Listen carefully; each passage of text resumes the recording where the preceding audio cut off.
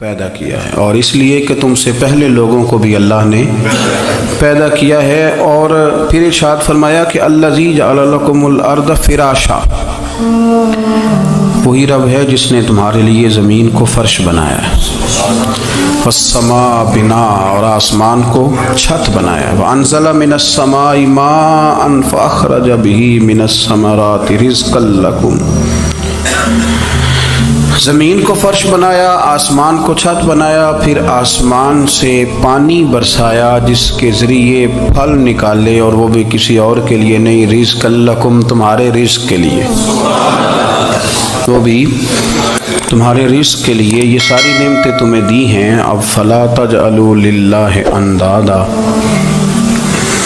اب تم اللہ کے ساتھ کسی کو شریک نہ بناؤ، وانتم تعلمون، اور تم جانتے بھی ہو، تمہیں خبر بھی، تمہیں پتہ ہے کہ عبادت اللہ کی کرنی چاہیے، تمہیں پتہ ہے کہ نماز پڑھنی چاہیے، تم جانتے ہو کہ نوافل ادا کرنے چاہیے، تمہیں پتہ ہے کہ سجدے آنکھیں بند کر کے جھوٹ کی زندگی جی کے، اپنے ساتھ بددیانتی کر کے، دھوکہ دے کے، اپنے آپ کو دائیں بائیں، اپنے آپ کو کہیں مصروف رکھ کے کچھ وقت ضائع تو کر لیتے ہو، پر تمہیں پتہ تو ہے نا کہ عبادت اللہ کی کرنی، تمہیں اس کی خبر ہے۔ فرمایا اس رب کی، دیکھیں نا، انسان پر اگر کوئی شخص نیکی کر دیتا ہے، احسان کر دیتا ہے، تو انسان اس کے سامنے پھر گردن نہیں اٹھا سکتا، یار یہ میرے مشکل وقت کا دوست ہے، اس نے میرے ساتھ نیکی کی ہے، کبھی بھی گردن نہیں اٹھائے گا، جھکا کے رکھے گا۔ تو اگر عام کوئی نیکی کر دے تو اس کے سامنے انسان کبھی گردن نہیں اٹھاتا، تو جو رب ساری نعمتیں عطا فرمائے، جو کہے کہ تیری تخلیق میں نے کی، تجھ سے پہلوں کو بھی پیدا میں نے کیا، تیرے لیے زمین کا بچھونا بھی میں نے بچھایا، آسمان کی چھت بھی میں نے لگائی، تیرے لیے زمین سے ساری اناج کو، پھل کو، کھیتیوں کو نکالا بھی تیرے لیے، اب تو اس طرح کر کہ تو میری عبادت کر، تو میری بارگاہ میں جھک جا۔ بہت سارے نشے لوگوں کو لگے ہوئے ہوتے ہیں، ہر آدمی کوئی نہ کوئی نشہ کرتا ہے، کوئی دولت کا کرتا ہے، کوئی شہرت کا کرتا ہے، کوئی اپنی تعریف کا نشہ کرتا ہے، دو چار لوگوں سے تعریف سن کے مطمئن ہو جاتا ہے۔ ناراض تو نہیں ہو گیا اس جملے سے؟ آپ کرتے ہیں لوگ دولت کا نشہ بھی، یہ جب نقصان ہوتا ہے تو بندے بیمار نہیں ہو جاتے، پیسے ڈوب جاتے ہیں تو لوگ بیمار نہیں ہو جاتے، تو اس کا مطلب یہ ہوتا ہے کہ نشہ ٹوٹ گیا ہے۔ اب بہک ہوئے ہیں نا تھوڑے سے تو کانپتے ہیں، تڑپتے ہیں، پریشان، نشہ ہی اسی طرح ہی کرتا ہے نا، نہیں ملتا تو پریشان ہوتا ہے۔ یہ سارے نشے ہیں، مختلف قسم کا نشہ۔ اب مانتے نہیں اس بات کو، تسلیم نہیں کرتے، کیونکہ تسلیم کرنا بڑا مشکل کام ہے، اس کے لیے تو بڑی ساری چیزیں جو ہے وہ دبوچ کے اور بڑی سارے رستے پھلانگ کے آنا پڑتا ہے، تو بڑا مشکل ہے ماننا، ورنہ کرتے ہیں ہم، ہمارا مزاج ہے۔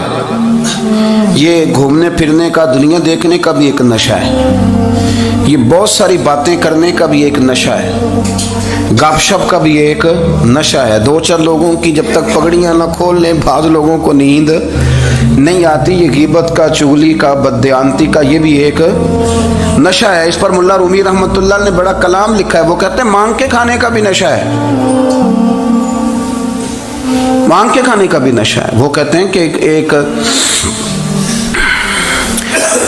بھیک مانگنے والی خاتون تھی، تو بادشاہ کے پاس بھیک مانگنے آئی، تو بادشاہ کو پسند آ گئی، اس نے شادی کر لی۔ اب اس کو عادت تھی بھیک مانگ کے کھانے کی، تو وہ کنیزوں سے کہا کرتی تھی کہ فٹافٹ نہ روٹی لے کے آیا کرو، میں 2-3 دفعہ مانگوں تو پھر لایا کرو، چونکہ ایک نشہ ہے نا، تو میں مانگوں 2-4 دفعہ تو پھر۔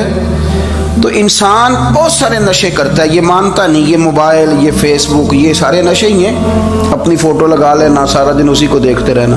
اور بڑے بڑے سیانے بندے جو وزادار ہیں، بڑے وزادار لوگ ہیں، لیکن وہ بھی سنجیدگی کے قائل نہیں، اس طرح کے نشوں کا شکار ہیں۔ یہ سارے نشے ہیں جو ہم نے پال لیے ہیں۔ ہمارے صوفیاء، ہمارے بزرگ فرماتے ہیں کہ تم اس طرح کرو، اگر سارے نشوں سے بچنا چاہتے ہو تو سجدے کا نشہ شروع کرو، سجدے کا نشہ شروع کرو.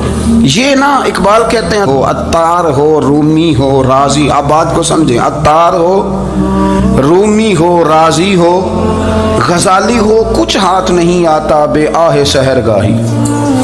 کہتے ہیں بہت بڑا صوفی ہو جیسے فرید الدین عطار تھے، بہت بڑا تصوف کا امام ہو جیسے امام غزالی تھے، بہت بڑا تفسیر کا استاد ہو جیسے امام رازی ہو، عطار ہو رومی ہو رازی ہو غزالی ہو، پر کچھ ہاتھ نہیں آتا بے آہ سحرگاہی. اگر سویرے اٹھ کے روتا نہیں نا اللہ کی بارگاہ میں، اگر تہجد نہیں نہ پڑھتا تو کچھ ہاتھ نہیں آتا بے آہ سحرگاہی. پھر اس کو کوئی چیز نصیب. میری بات کی سمجھ آ رہی ہے آپ حضرات؟ جب تک آپ سویرے نہیں اٹھتے، آپ اللہ اللہ نہیں کرتے، آپ کو نوافل کا چسکا نہیں، عبادت کا مزہ نہیں. فرمایا میری عبادت کرو، یہ شوق پیدا کرو، میں نے تمہیں پیدا کیا ہے. ہم لوگوں کے نشے مختلف نشے، بڑا عجیب رنگ ہے.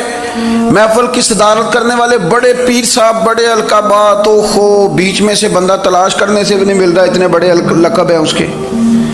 لیکن وہ ساج سنور کے 2.5 گھنٹے بیٹھا رہا محفل میں، اور نماز کا وقت آیا تو اس نے مختصر سی پڑھی، وہ نکل گیا، ہلکے سے سجدے کیے. او اتنا بڑا عشق رسول نعت کا، او ہو کیا بات ہے. اور عشق رسول کا بہت بڑا پیغامبر، بہت بڑا مبلغ، اور بیچارہ سمجھ ہی نہیں سکا کہ اللہ کے رسول نے فرمایا تو نماز پڑھ میری آنکھیں ٹھنڈی ہو جائیں گی. تو یہ نشے کے عادی تو ہیں پر حقیقت کے قائل نہیں ہیں. یہ بس ٹھیک ہے خوابوں کی دنیا میں لوگ زندہ ہیں، پر جن کو یہ جو نشہ تھا نا عبادت کا، یہ میرے رسول پاک کی چاہت ہے، یہ میرے نبی کریم علیہ السلام کی. آپ دیکھیں نا حضور مہینوں جا کے غار حرا میں بیٹھتے. کیا وہاں تبلیغ کرتے تھے؟ کوئی کتاب لکھتے تھے؟ رسول کریم علیہ السلام مہینہ رہتے غار حرا میں. کوئی نہ مجھے دیکھے، کوئی نہ مجھے ملے. حضور یہاں کیا ہے؟ فرمایا میں اپنے رب کی عبادت کروں گا. نبی کریم علیہ السلام نے سجدوں کے ساتھ پتھروں اور پہاڑوں کو آباد کر دیا، سجدوں کے ساتھ. آپ کا سجدہ آپ کو بہت ساری چیزوں سے چھڑا لیتا ہے، یہ بہت ساری جگہوں سے جھکنے سے بچا لیتا ہے. صوفیاء اولیاء یہ کیا کرتے تھے؟ یہ سجدے کا ذوق ہی تو پیدا کرتے تھے. سجدے کا ذوق. شاہ عبد العزیز دباغ رحمۃ اللہ تعالی علیہ اپنے مریدوں سے فرمایا کرتے تھے کہ اگر تم پکے نمازی بن جاؤ نا، تہجد گزار ہو جاؤ، تو میرے پاس آنا جانا چھوڑ دینا. عرض کی حضور کیوں؟ فرمایا میں تمہارے اور رب رسول کے راستے میں رکاوٹ نہیں بننا چاہتا، اور میرا مقصود ہے تمہیں وہاں تک پہنچانا. جب پہنچ گئے تو پھر میری ضرورت ختم ہو گئی. ہاں کبھی وسوس آئے، شک پیدا ہو، تکلیف ہو تو آنا، ورنہ میں نہیں چاہتا کہ میں رکاوٹ بنا رہوں. تم اللہ اللہ کرو، اس مالک کو راضی کرو. میرے رسول پاک علیہ وسلم نے فرمایا بندہ اللہ کے سب سے قریب اس وقت ہوتا ہے جب وہ سجدے کی حالت میں ہوتا ہے. کس کے قریب ہوتا ہے؟ اللہ کے سب سے قریب ہوتا ہے. وہ بڑا نیڑے ہے رب کے، بڑا قریب ہے، اس لیے کہ وہ حالت سجدہ میں. وہ جب سجدے کرتا ہے نا اس کی بارگاہ میں جب جھک جاتا ہے. آپ ذرا سجدے کی کیفیت دیکھیں نا، زبان بھی یہاں ہے، آنکھ بھی یہاں ہے، کان بھی، عقل بھی ساری، اس نے سارا کچھ رکھ دیا سجدے میں. آپ وہ کبھی پیچھے جائیں تو دیہاتوں میں کہا جاتا تھا ناک سے نکیریں نکالو، بہت بڑی سزا ہوتی تھی نا، ناک سے نکیریں نکالو، بڑی سزا ہوتی تھی. تو اس نے کہا مالک مجھے کسی نے کہا نہیں، پر دیکھنا میں نے رکھ دی ساری عقل سجدے میں، اور رکھ کے کہا کیا؟ سبحان ربی یا اللہ، اللہ میں پست ہوں تو اعلیٰ ہے، اللہ تو میرا رب ہے اور تو سب سے اعلیٰ. اتنا. اور فرمایا جب یہ اس کیفیت میں ہوتا ہے تو پھر یہ اپنے رب کے قریب ہوتا ہے. کثرت عبادت، نوافل. ہمارے ہاں عمرے کی قرآن اندازی محفلوں پہ ہونے لگ گئی ہے، حالانکہ حدیث سے ثابت نہیں. میں دوستوں سے کہتا ہوں جائز ہے، کرنی چاہیے. عمرے کی قرآن اندازی جائز ہے، پر کسی حدیث میں نہیں آئی کہ قرآن اندازی کرو عمرہ کرو. حدیث میں قرآن اندازی یہ آئی ہے کہ نبی پاک علیہ السلام نے فرمایا تمہیں پتہ چل جائے نا پہلی صف کا ثواب کتنا ہے، تم قرآن اندازی کرو. عمرے کی قرآن اندازی کا تو پوسٹر چھپتا ہے، تو یہ والی قرآن اندازی کب ہونی ہے؟ ہونی چاہیے کہ نہیں؟ حضور نے فرمایا تمہیں پتہ چلے کہ اس کا ثواب کتنا تو تم قرآن اندازی کرو، تم قرآن ڈالو۔ جب آپ نماز پڑھ رہے ہوتے ہیں، جب آپ کا مصلی آباد ہوتا ہے، صلاح الدین ایوبی ایک بزرگ سے ملاقات ہو گئی، بیت المقدس پر قبضہ تھا عیسائیوں کا، تو صلاح الدین بڑے پریشان تھے۔ وہ بابا جی کہنے لگے پتر کیا ہوا؟ کہنے لگے حضور پتہ چلا ہے دشمن کے 2 بحری بیڑے اسلحہ لے کے آ رہے ہیں، مسلمان پہلے ہی کمزور ہیں، اور اب اگر 2 بحری بیڑے اور آ گئے تو حضور مسئلہ بن جائے گا۔ تو میں پریشان ہوں کہ کس طرح یہ کم مسئلے والی ہماری فوج ہے کیسے مقابلہ کرے گی۔ تو بابا جی کہنے لگے پتر اس طرح کرنا، آج رات تو بھی دعا کرنا اور میں بھی کروں گا، تو بھی دعا کرنا، آپ ناراض نہ ہونا، ہم تو پیروں والے ہیں، ہم تو پیروں کے نوکر غلام ہیں، ہمارا تو گزارا ہی نہیں، ہمیں تو ملتا ہے سارا کچھ وہاں سے۔ پھر میرا سوال یہ ہے کہ تعویذ لینے جاتے ہو نفل کیوں نہیں پڑھتے؟ رات اللہ اللہ کیوں نہیں کرتے؟ یہ بھی تو ہمارے بزرگوں کا ہی طریقہ ہے، انہوں نے تو ہمیں سکھایا ہے۔ صلاح الدین ایوبی سے بزرگوں نے کہا کہ رات آج نا اللہ اللہ کرنا، تو میں تیرے لیے دعا کروں گا، تو بھی دعا کرنا۔ تو بندہ جب دکھی ہوتا ہے تو سجدہ کرتا ہے، تو پھر ہی تو مصلی بھیگ جاتا ہے، پھر ہی تو مزہ آتا ہے۔ سکھی بندہ تو کعبے جا کے نہیں روتا، دکھی تھے، تکلیف تھی، تو سر رکھا سجدے میں تو تڑپ گئے۔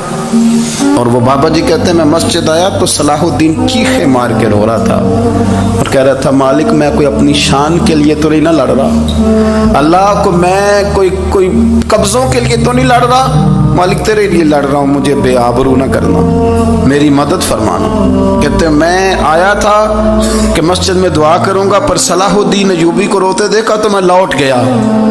تو سویرے صلاح الدین ملے تو بڑے خوش تھے۔ میں نے کہا پتر کیا ہوا؟ کہنے لگے حضور وہ بحری بیڑے 2 آ رہے تھے نا اسلحہ لے کے، دونوں ڈوب گئے پانی میں ڈوب گئے۔ تو بابا جی کہنے لگے صلاح الدین وہ پانی میں نہیں ڈوبے، وہ تیرے آنسوؤں میں ڈوب گئے، وہ غرق ہو گئے، وہ جو تو نے مصلی بات کیا تو وہ تیرے آنسوؤں میں ڈوب گئے، وہ غرق ہو گئے، وہ تباہ اتنے قیمتی تھے تیرے آنسو کے بہا لے گئے دشمن کے بحری بیڑوں کو۔ میرے بھائی ٹھیک ہو گیا جی، میرے عزیز سمجھ لیں اس بات کو ہمیشہ کے لیے، اور اس پر غور کر لیں اچھے طریقے سے کہ میرے رسول کریم سید عالم صلی اللہ علیہ وسلم نے نا ہماری توجہ دلائی، حضور نے ہمیں بتلایا، ہمارا ذوق بڑھایا عبادت کی طرف۔ ایک صحابی تھے حضرت ابو فاطمہ رضی اللہ تعالیٰ عنہ، یہ ترمذی شریف کی حدیث ہے۔ نبی پاک علیہ السلام نے فرمایا ابو فاطمہ قیامت کے دن مجھ سے جلدی ملنا چاہتے ہو کہ دیر کے ساتھ؟ تو کہنے لگے حضور کون ہوگا جو دیر سے ملنا چاہے گا، ہم نے تو جان دے دی وعدہ دیدار پر۔ اعلیٰ حضرت فرماتے ہیں جان دے دی وعدہ اور نقد اپنا دام ہو ہی جائے گا۔ مجھے لگتا ہے کہ یہ سودا نقد و نقد ہو جانا ہے، چونکہ ہم نے جان دے دی وعدہ دیدار پر۔ آپ نے وعدہ کیا تھا کہ مریں گے تو پھر زیارت ہوگی، تو مر گئے ہم زیارت کی خاطر۔ جان دے دی وعدہ دیدار پر تو نقد اپنا دام ہو ہی جائے گا۔ اے رضا ہر کام کا ایک وقت ہے، دل کو بھی آرام ہو ہی جائے گا۔ تو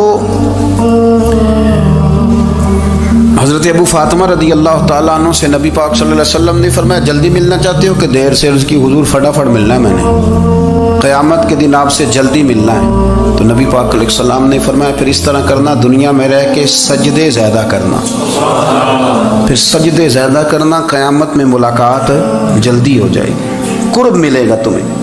اپنے بچوں کے اندر دیکھیں نا، ہم شوق پیدا کرتے ہیں، ہمیں صحیح لفظ نہیں بولنے آتے پر ہم بچوں میں شوق پیدا کرتے ہیں کہ پتر ڈاکٹر بن جائے گا تو بڑا نفع کرے گا، تو لوگوں کی خدمت کرے گا، ملک و ملت کی خدمت کرے گا، تیرے ابا کا نام روشن ہوگا، تیرے دادا کی تعریفیں ہوں گی۔ ہم یہ ذوق پیدا کرتے ہیں، ہم اپنے نوجوانوں کے اندر یہ فکر پیدا کرتے ہیں، انہیں ہم سمجھاتے ہیں کہ میاں جب تم پڑھو گے محنت کرو گے تو فلاں آدمی کی طرح تمہارا نام ہوگا۔ یہ جتنا ذوق ہم بچوں کے اندر ان چیزوں کا پیدا کرتے، ہمیں حکم ہے کسی طرح ہم ذوق پیدا کریں کہ پتر نماز پڑھے گا تو اللہ راضی ہو جائے گا، تو سجدہ کرے گا۔ دیکھیں نا میرے رسول کریم علیہ السلام نے فرمایا 7 سال کے بچے کو مسجد لے کے جاؤ، یعنی اسے شوق دلاؤ، اس کے اندر یہ خاصیت پیدا کرو کہ اس کا دل کرے مسجد میں جانے کا، اس کے اندر یہ خصوصیات لاؤ کہ وہ ہمارے ہاں نا ہر چیز کو پروموٹ کیا جا رہا ہے، ہر چیز کو یعنی سر سنگیت سکھانے کے لیے اکیڈمیاں بن گئی، ہر شے پروموٹ ہو رہی ہے، عبادت کا جذبہ کم ہوتا جا رہا ہے، اللہ کا ذوق ہمارے اندر نہیں رہا۔ اور اتنا مشکل ہم نے اپنے لیے بنا لیا ہے کہ وہ بندہ جو بڑی زبردست مذہبی گفتگو کر رہا تھا اور تگڑی بات کر رہا تھا، کیا بات ہے، لیکن نماز کے بارے میں کمزوری دکھا جاتا ہے، نوافل کے بارے میں وہ چپکے سے نکل جاتا ہے۔ امام احمد بن حنبل رحمۃ اللہ تعالی علیہ،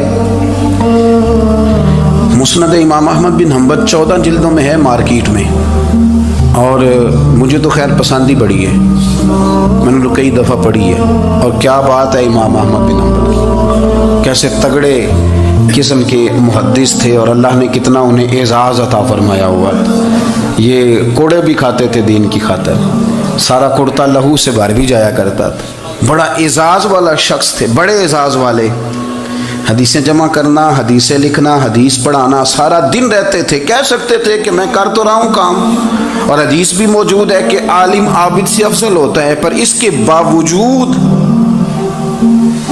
امام احمد بن حنبل رحمۃ اللہ علیہ 300 نفل فرض نمازوں کے علاوہ پڑھا کرتے تھے، 300 نوافل روز پڑھا کرتے تھے۔ ان کے بیٹے نے کہا ابا جی مکان خریدنا ہے تو جگہ کہاں کر کے لوں، بہت ساری آبادیاں، تو فرمایا پتر وہاں لینا جہاں مسجد قریب ہو۔ میرے رسول کریم سید عالم صلی اللہ علیہ وسلم اتنا پسند کرتے مسجد کو، اتنا پسند کرتے نماز کو کہ رسول کریم صلی اللہ علیہ وسلم تہجد کی نماز بھی پڑھتے، پھر حضور فجر کی نماز بھی پڑھتے، نبی پاک وتر کو الگ کر کے پڑھتے، عشاء کے ساتھ نہیں پڑھتے۔ یہ تو ہم اس لیے اجازت دی ہمارے بزرگوں نے کہ بعد میں اٹھے گا کون علیحدہ وتر پڑھنے کے لیے، عشاء کے ساتھ پڑھ لے، وتر پڑھتے، تہجد پڑھتے، فجر پڑھتے، اشراق پڑھتے، چاشت پڑھتے، پھر مغرب کی نماز کے بعد 6 رکعت اوابین پڑھتے، پھر رات کو صلاۃ اللیل پڑھتے۔ سیدہ عائشہ صدیقہ کہتی ہیں زمانہ سو جاتا اور میرے رسول مصلی بچھا کے کھڑے ہو جاتے، او یار کھیتی باڑی کر کے نہیں، محنت مزدوری کر کے نہیں، جناب عائشہ کہتی ہیں میں یہ بھی دیکھتی کہ حضور ایک آیت شروع کرتے تو ساری رات اسی کو پڑھتے، اور میری نظر جاتی تو قدم مبارک پہ ورم آ جاتا۔ یار نماز پڑھ کے اتنی مشقت کر کے، اتنی جد و جہد کر کے ورم آ گیا، یا رسول اللہ اتنی محنت کیوں کرتے ہو؟ فرمایا افلا اکون عبدا شکورا، کیا میں اپنے رب کا شکر گزار بندہ نہ بنوں؟ صحابہ کا ذوق عبادتوں کا، ریاضتوں کا، تلاوتوں کا، طبیعت ہے ان کی، وہ ایک دوسرے کو، حضرت مولا علی شیر خدا کرم اللہ تعالیٰ وجہہ الکریم کے زمانے میں روم کے بادشاہ نے کہا یار یہ مسلمانوں کا پتہ تو کرو، یہ آخر کیوں اتنے زیادہ مجاہد ہیں؟ اس زمانے میں جاسوس بھیجنے کا مزاج تھا، اب تو جاسوس پکڑا جاتا ہے، اب تو جاسوس ہے، اور جاسوسی کا شوق ویسے آج بھی ہے۔ عرض کروں تھوڑی سی بات اس عنوان سے، پتہ کیا ہمارا مسئلہ ہے؟ ہم جہاں جاتے ہیں نا وہاں تھوڑی خوشبو سونگنے کی کوشش کرتے ہیں، وہ کیا ہے تو یہ کیا ہے تو ادھر کیا ہے تو تھوڑا سا ادھر کیا ہے۔ میرے رسول پاک پڑھیے درود شریف، سارے پڑھیے ذرا زور سے، صلی اللہ تعالی۔ نبی پاک علیہ السلام نے فرمایا جاسوسی نہ کرنا ورنہ تم بندوں کو خراب کر دو، اور فرمایا اس طرح نہ ہو کہ تم کسی کے اب کھول نہ نکلو تو تمہارے پہلے کھول جائیں۔ یہ جو ذوق ہے نا یہ ختم کریں، چھوڑیں، مطلب آپ کس چکر میں پڑے ہوئے ہیں، اتنی زیادہ توجہ کرنے کی کیا ضرورت ہے؟ اپنے کام سے کام رکھیں، اس میں بندہ تھوڑا سا نا آسان رہتا ہے۔ یہ جو بہت زیادہ ٹٹولنے والے لوگ ہوتے ہیں نا وہ بیچارے پھر عمر ٹٹولتے ہی گزار دیتے ہیں، اس لیے کہ مزاج ہی بہت پکا ہے، گوری کا منہ کھول کے اندر تک ہاتھ ڈالنا، تو پھر کئی دفعہ سامنے سے بچھو بھی لڑ جاتا ہے، خرابی ہوتی ہے۔ تو جاسوسی کی جاتی تھی، اس نے بھی جاسوس بھیجے، کیونکہ قبیلوں کے لوگ تھے، کچھ مسلم کچھ کافر، پہچانے نہیں جاتے تھے لوگ، تو کچھ لوگ اس نے بھیجے، انہوں نے آ کے نا تحقیق کی، ریسرچ کری کہ آخر ماجرا کیا ہے، تو واپس جا کے انہوں نے رپورٹ دی نا روم کے بادشاہ کو۔ اس رپورٹ کا ایک جملہ بڑا شاندار ہے، وہ کہنے لگا بادشاہ ہمیں مسلمانوں کی کوئی سمجھ نہیں آئی، ہمیں کوئی سمجھ نہیں آئی۔ انہوں نے کہا کیوں نہیں سمجھ آئی؟ کہنے لگے یار عجیب بندے ہیں، جب رات مصلی پہ بیٹھتے ہیں تو یوں لگتا ہے ان کا دنیا سے رشتہ ہی کوئی نہیں، کوئی کسی کو نہیں جانتا، کوئی اپنے دکھ سنا کے رو رہا ہے، کوئی اپنی بات کر کے رو رہا ہے، لگتا ہے کہ ان کا کوئی رشتہ ہے ہی نہیں جب مصلی پہ بیٹھتے ہیں۔ اور فرمایا جب سویرے یہ جہاد کرنے نکلتے ہیں تو لگتا ہے ان سے زیادہ دلیر ہی کوئی نہیں۔ حالانکہ جو مصلوں پہ رونے دھونے کے لوگ ہوتے ہیں وہ کئی دفعہ جہاد میں کام نہیں کرتے، لیکن عجیب لوگ ہیں کہ رات کے راہب ہیں، دن کے مجاہد ہیں، کوئی سمجھ نہیں آتی۔ میرے عزیز، ان لوگوں نے مصلی آباد کر کے رکھا، تلاوتیں ان کا ذوق رہی، منظر روز پڑھنا، اسباق پڑھنا، وظائف پڑھنا، یہ ان کا ذوق رہا۔ اعلیٰ حضرت بریلوی رحمت اللہ نے 1000 کتاب لکھی ہے، لیکن الوظیفۃ الکریمہ کے نام سے جو وہ صبح و شام وظائف پڑھتے تھے وہ الگ انہوں نے ان کو بیان کیا، پابندی کے ساتھ اپنی اللہ اللہ کرتے تھے۔ شیخ شہاب الدین سہروردی رحمت اللہ علیہ، اس پر ایک بندے نے اعتراض کیا، اس نے کہا جی آپ کس قسم کے صوفی ہیں، مرید بیٹھے ہیں اور آپ وہاں نفل پڑھ رہے ہیں؟ یہ بھی بڑا مسئلہ ہوتا ہے نا، جو بندہ ملنے آتا ہے وہ اپنے ٹائم کے حساب سے آتا ہے، اور پھر اس کا یہ بھی خیال ہوتا ہے کہ پیر صاحب جو ہیں وہ چونکہ درویش ہیں تو نہ انہیں روٹی کھانی چاہیے نہ سونا چاہیے، چونکہ وہ درویش ہیں، اور ہم چونکہ درویشوں کے ماننے والے ہیں لہذا ہمارا یہ طریقہ ہونا چاہیے کہ جیسے ہم کہیں درویش ویسے ہی کر جائے۔ حالانکہ جس کو آپ درویش کہیں گے آپ اس کی مانیں گے، آپ منوائیں گے نہیں، تو ہمارا مزاج ہوتا ہے۔ شیخ شہاب الدین پر لوگوں نے اعتراض کی، حضور لوگ ملنے آئے ہیں، زیارت کرنے آئے ہیں، یہ بندے دعا کرانے آئے ہیں، اللہ اللہ کرانے آئے اور آپ نفل پڑھ رہے ہیں، کیا جملہ ہے، کیا حسن ہے، کیا خوبصورتی ہے۔ فرمانے لگے رب رسول سے مانگنے کے لیے مصلی بچھایا ہے، اگر وہاں سے مانگوں گا نہیں تو تمہیں دوں گا کیا؟ پہلے مجھے کچھ لے تو لینے دو، اگر میرے پلے کچھ ہے ہوگی تو آگے دوں گا نا، تو میں مانگنے گیا تھا کہ یا اللہ دے، تیرے بندے لینے آئے ہیں، دے تو میں کچھ لوں گا تو آگے دوں گا نا۔ لیکن ہمارا یہ سٹیٹس، یہ مزاج، یہ شعور نہیں ہے۔ گپیں، کہانیاں، داستانیں، گفتگو، خطابت، واز، کیا بات، لیکن اگر کچھ کرنے کا کام ہو تو وہ نہیں ہم سے ہوتا۔ میرے نبی کریم علیہ الصلوۃ والسلام نے مصلی سے دل لگانے کا درس دیا، حضور نے توجہ دلائی، صحابہ اس ذوق کے حامل لوگ تھے، وہ کوشش کرتے تھے۔ جناب صدیق اکبر رضی اللہ تعالیٰ عنہ کا عبادت کا مزاج ہمیشہ قائم رہا۔ حضرت عمر فاروق ساری رات اللہ کے حضور کھڑے رہے۔ حضرت عثمان غنی رضی اللہ تعالیٰ عنہ عشاء کی نماز پڑھ کے 2 رکعتوں کی نیت باندھتے تھے، 15 سپارے پہلی رکعت میں پڑھ دیتے تھے اور 15 سپارے قرآن مجید کے دوسری رکعت میں پڑھ دیتے تھے۔ آپ نے نا حضرت عمر فاروق کے وصال کے بعد ان کی ایک بیوہ سے نکاح کیا، حضرت عثمان غنی نے نکاح کیا۔ وہ خاتون آپ کے نکاح میں آئیں تو عرض کرنے لگی، امیر المومنین میرے لیے اعزاز تو بہت ہے کہ میں امیر المومنین کی بیوہ تھی تو امیر المومنین کی منکوحہ ہو گئی ہوں، لیکن حضور نہ تو میں جوان ہوں کہ میرے اندر رغبت ہوتی اور نہ میں اب اس قابل ہوں کہ کوئی خدمت کر سکوں، میرے ساتھ نکاح کی وجہ کیا بنی؟ تو عثمان غنی رو پڑے، فرمانے لگے میں نے عمر فاروق کو مسجد میں اپنے رب سے ڈرتے ہوئے دیکھا، میں نے اسے روتے ہوئے دیکھا ہے، عدل کرتے دیکھا ہے، انصاف کرتے دیکھا ہے، امت کی خیر خواہی کرتے دیکھا۔ تمہارے ساتھ نکاح اس لیے کیا ہے کہ تم مجھے یہ بتاؤ کہ عمر فاروق گھر کے اندر اپنے رب کو کیسے راضی کرتے، گھر کے اندر کیسے راضی کرتے تھے، وہ طریقے بتلاؤ، تم بتاتی جانا اور میں بھی اسی طرح گھر میں عبادت کروں۔ میرے رسول کریم علیہ الصلوۃ والسلام نے ارشاد فرمایا، حضور فرمانے لگے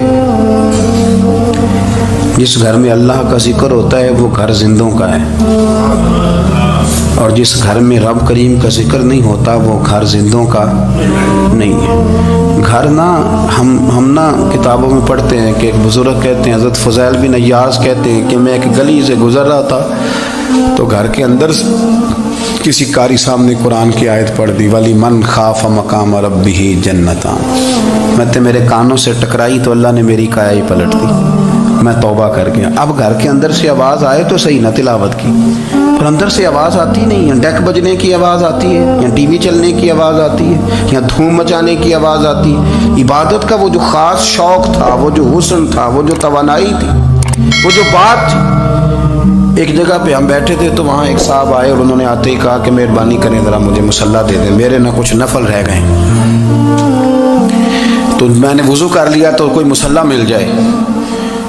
मुसल्ला उन्हें दे दिया गया, वो मुसल्ला लेके चले गए तो पीछे एक साहब ने तबसरा किया, कहने कितना रियाकार बंदा है, लोगों को दिखा रहा है कि मैं नफल पढ़ता हूँ, है को बात करने वाली। मैंने उसे कहा, मैंने कहा तू मेहरबानी करना, इस तरह की रियाकारी तू भी कर, पकड़ मुसल्ला और जा तू भी थोड़ी रियाकारी करके आ, उठ जरा शुक्र कर, कोई ये रियाकार भी मिला है, कोई नफल पढ़ के रियाकारी कर रहा है। अल्लाह का मैं कहता हूँ को पढ़े तो सही नहीं यार, ये कोई दौर है नफल पढ़ने का, इसमें तो लोगों का मिजाज ही नहीं, तबीयत ही नहीं। मैंने कहा चल मेहरबानी कर, ये ले मुसल्ला और तू भी जा थोड़ी सी रियाकारी करो तो सही ना, मिजाज ही नहीं, ज़ौक़। जुम्मे की नमाज पढ़ के यूं दुनिया भागती है, ओहो हो, पता नहीं कौन सी पीछे आग थी जो बुझाई जाएगी। और आज तक लोग मसला पूछ रहे हैं कि जुम्मे की बाद वाली सुन्नतें कितनी होती हैं। मैंने कहा कितने साल हो गए जुम्मा पढ़ते, कितने साल हो गए, अभी तक सुन्नतों का नहीं पता, अभी तक ने इल्म के पहले कितनी रखते हैं और बाद में कितनी रखते हैं। फजर की सुन्नतें कब पढ़नी चाहिए, सुनो फजर की सुन्नतों के बारे में।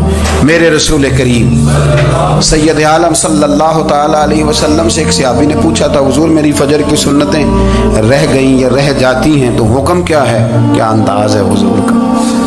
बुखारी मुस्लिम के लफ्ज़ सुनो, हुजूर सैयद आलम सल्लल्लाहु अलैहि वसल्लम फरमाने लगे, उसने क्या पूछा था, हुजूर जवाब क्या देते, फरमाया फजर की सुन्नतें कभी ना छोड़ना, फजर की पहली 2 सुन्नतें कभी ना छोड़ना। या रसूल अल्लाह सल्लल्लाहु ताला अलैहि वसल्लम मेरी रह गई हैं, रह जाती हैं, फरमाया फजर की 2 सुन्नतें न छोड़ना, फरमाया फजर की पहली 2 सुन्नतें मुझे दुनिया और दुनिया के अंदर जो कुछ है वो सबसे ज्यादा प्यारी है। फजर की 2 सुन्नतें दुनिया और दुनिया में जो कुछ है मुझे वो सबसे ज्यादा प्यारी है, इसलिए फजर की सुन्नतें न छोड़ना। अपना ज़ौक़, अपनी तबीयत, हमने ना ज़ौक़ गलत बना लिया है। अगर 20 बंदे कह भी देंगे तूने बड़ी शानदार तिलावत किया तो क्या उससे बनेगा, 100 बंदा कह भी दे तेरी क्या बात है, क्या बात है नात खां की, क्या बात है अल्लामा साहब की, पीर साहब की, पीर मेहर अली शाह साहब रहमतुल्लाह अलैह। आप तशरीफ़ फरमाते तो आपके एक ही बेटे बाबूजी जिनको कहा जाता है, जिस दिन साहबजादे पैदा हुए तो खादम ना वहाँ से निकला। इन लोगों के शौक़ और तरह के थे ना, तो इनकी तवज्जो भी अपने शौक़ की तरफ रहती। तो खादम निकला अंदर से, पीर साहब मुबारक हो, पीर साहब मुबारक हो, पीर साहब मुबारक हो, पीर साहब मुबारक हो, शोर कर रहे हैं। तो पीर साहब को वजद हो गया, अल्लाह अकबर अल्लाह अकबर अल्लाह। वो क्या हुआ, किस बात की मुबारक दे रहे हो, इसकी हुजूर अल्लाह ने बेटा दिया है। तो आप फरमाने लगे, अच्छा हुजूर आप क्या हुआ, आप तो परेशान हो गए। फरमाने लगे, जब तूने 3 दफ़ा कहा ना मेहर अली को मुबारक हो, तो मैं समझा था शायद तुझे किसी ने बता दिया है कि मेहर अली से अल्लाह राज़ी हो गया। मैं समझा था कि शायद तू ये खबर लेके आया है कि किसी ने बताया है कि मुझे आज खबर मिली है कि मेहर अली से रब, अच्छा पुत्र हुआ है, अल्हम्दुलिल्लाह अल्लाह का शुक्र है। पर मेरे लिए मुबारक का दिन वो होगा जब मेरा रब कहेगा कि मैं मेहर अली से राज़ी हूँ, मेरे महबूब कहेंगे कि मैं मेहर अली से। आप बात को समझे, शौक़ ही किसी और तरफ था, दिल ही कहीं और लगा हुआ था, तबीयत ही कहीं और माइल थी। कोई वजीफा पूछते थे तो पढ़ते थे वो लोग, कुछ अल्लाह अल्लाह उन्हें बताई जाती थी तो करने का ज़ौक़ रखते थे, तबीयत थी, कायल थे। हजरत रबी कहते हैं मैं बड़ी दूर से सफ़र करके गया हजरत अवैस करनी से मिलने, बड़ी दूर से, और जब मैं पहुंचा तो फजर का वक़्त था। तो हजरत अवैस करनी को मैंने पा लिया, तो वो नमाज पढ़ के ना कुरान शरीफ लेके बैठ गए। फरमाते इशराक चाश्त का वक़्त हुआ तो नफलों की नीयत बांध ली। मुहद्दिस इब्नुल जौज़ी ने लिखा है, फरमाते हैं फिर जब ज़वाल का वक्त हुआ तो मस्जिद में झाड़ू देने लग गए। ज़ोर की नमाज पढ़ के तो असर की तैयारी तक वो मस्जिद में बैठे रहे। और मेरे नबी पाक अलैहिस्सलाम ने फरमाया जो नमाज के इंतज़ार में बैठा हो वो नमाज ही में है, वो नमाज ही में है। फरमाया मेरी दुनिया, मेरी उम्मत की जो रहबानियत है ना वो इतनी है कि नमाज का इंतज़ार करे। आज़ान के बाद नमाज का ये राहब है, ये इस वक्त छोड़ के बैठे हैं सारा कुछ। फरमाते हैं असर तक उन्होंने अल्लाह अल्लाह की, फिर मगरिब तक की, शाह की नमाज हुई तो नमाज पढ़ी तो वो थक गए। अब मुझे वो फारिग हुआ, मुसल्ला छोड़े तो मैं मुलाकात करूँ ना। ये आप हैरान ना हो कि इतनी देर बंदा कैसे अल्लाह अल्लाह कर, हमने की नहीं ना इसलिए हम परेशान हैं। जो आदी होते हैं वो कर भी लेते हैं, वो ये काम, मेरी बात की समझ आ रही है। जब जाते हो किसी दफ्तर में तो 8 घंटे खड़े रह लेते हो ना, मजबूरी होती है तो खड़े رہا جا سکتا ہے. پاسپورٹ کے دفتر بولیے, امیگریشن کی لائنوں میں, اور میں نے تو ایمبیسیوں میں بندے 12 گھنٹے پہلے جا کے کھڑے دیکھے, رہ لیتے ہیں کھڑے. تو اگر ان کاموں کے لیے رہا جاتا ہے تو اللہ رسول کے لیے بھی کھڑے رہا جا سکتا ہے. تو فرمانے لگے کہ جب عشاء کی نماز کے بعد آخر انسان تھے, تھک گئے, نیند کا غلبہ ہوا, تو تھوڑی ایسے آنکھ بند ہوئی تو کھلی تو رونے لگے. حضرت ویسے کرنی ہے, رو کے کہنے لگے مالک مجھے غافل تو نہ کر, ابھی میں نے کیا بھی کچھ نہیں, دن ختم ہو گیا, کوئی نفل نہیں, کوئی اللہ اللہ نہیں, اللہ مجھے غافل نہ کر, میری مدد فرما. فرماتے ہیں جب وہ روئے تو میرے ساتھ جو شخص تھا, میں نے کہا اٹھو چلیں. کہنے لگا حضور ملنا نہیں. فرمایا جو میں لینے آیا تھا وہ مجھے مل گیا, جو میں ان سے سیکھنے آیا تھا وہ مجھے نصیب ہو گیا, اب اور میں نے کیا لینا, ختم ہو گئی بات, اٹھو چلیں. اللہ کے بندوں نے حضرت ربیہ بن کعب اسلمی رضی اللہ تعالیٰ عنہ فرماتے ہیں, کہتے ہیں جب بنو قریظہ اور بنو نذیر یہودیوں کے ساتھ حضور علیہ السلام نے جنگ کا اعلان فرمایا تو وہ دشمن ہو گئے. ہمیں خطرہ تھا کہ وہ رات کو کہیں محبوب کو تکلیف نہ دیں, تو کچھ لوگ نا تلواریں لے کے نبی پاک کے دروازے پہ پہرے داری کرتے تھے. گن مین رکھنا حرام نہیں, اگر کسی کو واقعی خطرہ ہو تو اس کے لیے سنت بھی ہے. حضرت علی المرتضیٰ تلوار لے کے حضور کے گھر کا پہرا دیتے تھے. حضرت ربیہ بن کعب اسلمی رضی اللہ تعالیٰ عنہ فرماتے ہیں کہ رات میری ڈیوٹی تھی کہ میں حضور کے گھر کا پہرا دوں گا. تو فرماتے ہیں میں باہر سن رہا تھا, ساری رات ہی میرے نبی پاک نے اللہ کی تسبیح پڑھی, ساری رات, کبھی تسبیح, کبھی تحلیل, کبھی تحمید, کبھی تکبیر, ساری رات. فرماتے ہیں ساری رات حضور پڑھتے رہے اور ساری رات ہی میں سنتا رہا. مجھے اونگ آ گئی, میری آنکھ لگ گئی, حضور ابھی پڑھ رہے تھے, میں تھک کے سو گیا. اور فرماتے ہیں جب میری آنکھ دوبارہ سے کھلی تو میرے کانوں میں پھر کوئی چیز گونجی, تو میں نے کان لگایا تو میرے حبیب ابھی بھی اللہ کو یاد کر رہے. ساری رات حضور رب کی عبادت کرتے. اسی لیے تو کہا یا ایھا المزمل قم اللیل الا قلیلا, حبیب ساری رات تو نہ جاگا کر, تھوڑا آرام بھی کر لیے گا. میرے بھائی اپنا مصلح, اپنی عبادات, اپنے وظائف, اللہ اللہ جو آپ نے کسی سے سیکھی ہے اس کو کبھی کمزور نہ ہونے دیں.